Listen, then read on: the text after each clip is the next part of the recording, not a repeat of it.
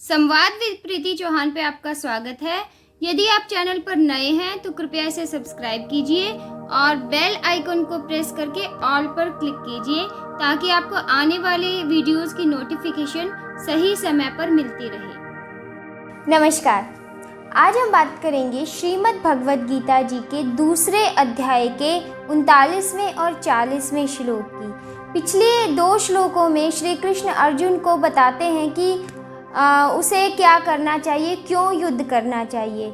जो 38वां श्लोक है उसमें श्री कृष्ण कहते हैं कि अगर वो सुख दुख लाभ हानि जय पराजय में समबुद्धि रखेगा, समता का भाव रखेगा तो उसे पाप नहीं लगेगा।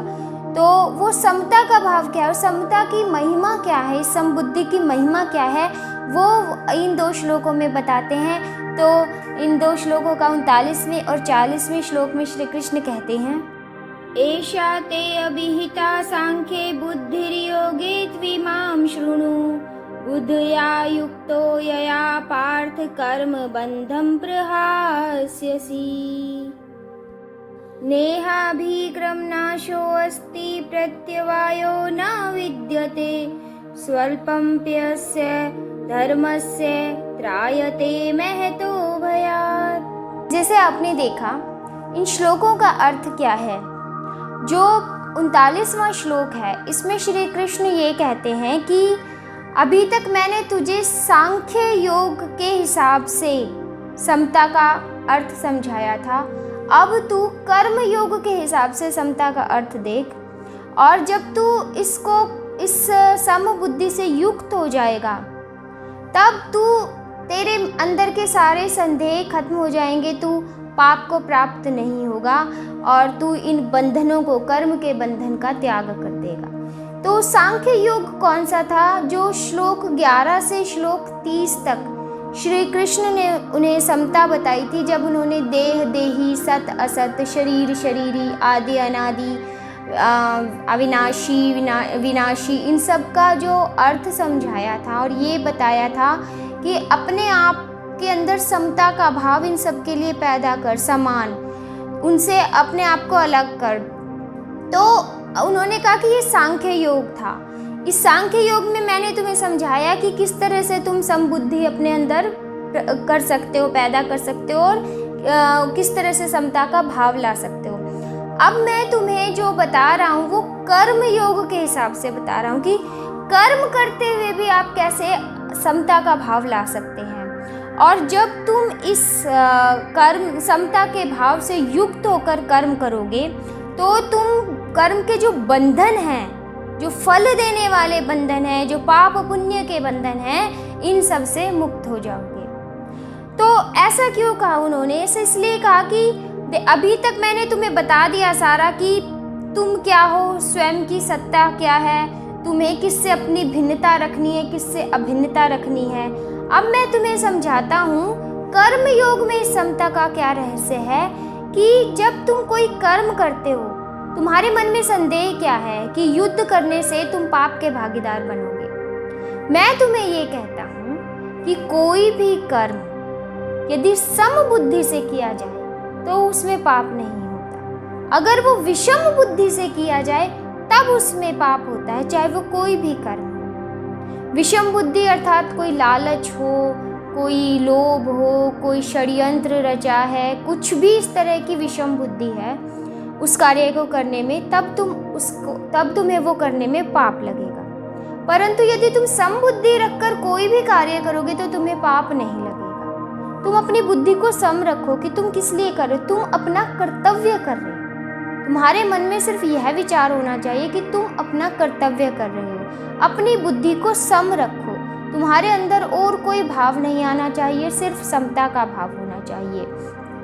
इसीलिए उन्होंने ये कहा था कि समता का भाव क्या है कि परिस्थिति चाहे जो भी हो, ना अधिक उत्साहित हो ना दुखी हो, यह समता का भाव है। समता का भाव यह है कि फल जो होगा वो होगा, उसे भुगतने के लिए तैयार रहो, उसमें उनसे तुम सम रहो, ना तुम खुश हो ना तुम दुखी हो।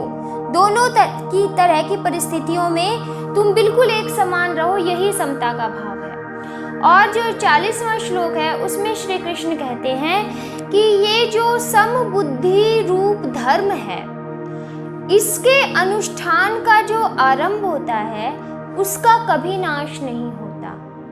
और यदि इस अनुष्ठान में कुछ उल्टा भी हो जाए तो उसका उल्टा फल नहीं मिलता, गलत फल नहीं मिलता, बल्कि ये जो थोड़ा सा भी अनुष्ठान अगर इसका हो जाए तो वो हमें बड़े भय, महान भय कौन सा है? ये जन्म मरण का जो महान भय है, इससे हमें बचा लेता है, इससे हमारी रक्षा करता है। तो इसे हम कैसे समझें कि समता, समबुद्धि रूपी धर्म का यदि थोड़ा सा भी प्रारंभ हो जाए तो उसका कभी नाश नहीं होता। इसे हम कैसे समझें? तो वो ये कहते हैं श्री कृष्ण कि जब मन में समता आने लगती है, समता का भाव जागृत होने लगता है, तो वो जो थोड़ी सी भी समता आई होती है ना, वो कभी नष्ट नहीं होती और वो हमेशा लाभकारी होती है, कल्याणकारी होती है। क्रियाएं जो हम अनेक करते हैं, हम किसी कामना की इच्छा से किसी इच्छा प्राप्ति से कोई क्रिया करते हैं तो वो फल देके नष्ट हो जाती है। कोई यज्ञ हो, कोई हवन हो, कोई पूजा पाठ हो, कोई कुछ भी हो कि हमने इस कामना के हेतु ये किया है अनुष्ठान, और वो अनुष्ठान वो फल देके उसके बाद वो नष्ट हो जाता है। परंतु जो समबुद्धि का अनुष्ठान है वो अगर थोड़ा सा भी मन में आ जाए वो कभी भी नष्ट नहीं होता और वो कभी भी कोई नुकसान नहीं करता, वो उल्टा नहीं पड़ता। उल्टा ना पड़ने का अर्थ ये है कि जब हम किसी कारण को करने के लिए कोई अनुष्ठान करते हैं, कोई अपनी मनोकामना पूर्ण करने के लिए कोई अनुष्ठान प्रारंभ करते हैं, तो उसे हमें पूरे विधि विधान से, मंत्रोच्चारण जो भी उसका विधि विधान उससे करना होता है। और यदि उसमें थोड़ी त्रुटि हो जाए, कुछ गलती हो जाए, तो उसका परिणाम उल्टा भी हो सकता है, वो लाभ देने के बजाय हानि भी दे सकता है। परंतु जो समबुद्धि है, इसका अनुष्ठान जब हम प्रारंभ करते हैं, वो चाहे थोड़ा सा भी क्यों ना हो, वो कभी उल्टा नहीं पड़ता, उसका कभी नाश नहीं होता, वो फल दे के ही रहता है। धर्म के कार्य किस तरह से होते हैं? देखो, दो तरह से हम कह सकते हैं। एक कि आप दान दें, दक्षिणा दें, आप प्याऊ लगवाएं, आप अन्न क्षेत्र खुलवाएं, आप गरीबों के लिए परोपकार के कुछ भी कार्य करें। एक तो ये होता है। दूसरा होता है कि आप अपने कर्तव्य पथ पर चलते हुए सत्य का पालन करें और जो आपका कर्तव्य शास्त्र विदित है उसे अच्छी तरह से निभाएं। जिस भी परिस्थिति में हो, आपके मन में कोई और भाव नहीं होना चाहिए। यह भाव होना चाहिए कि मुझे सिर्फ अपना कर्तव्य करना है। ये समता आ जाती है, उससे मन विचलित नहीं होता, अंतःकरण में हलचल नहीं होती। और जब अंतःकरण में हलचल नहीं होती तो आदमी सुख में सुखी नहीं होता, दुख में दुखी नहीं होता। यही समता का भाव है, यही समबुद्धि है।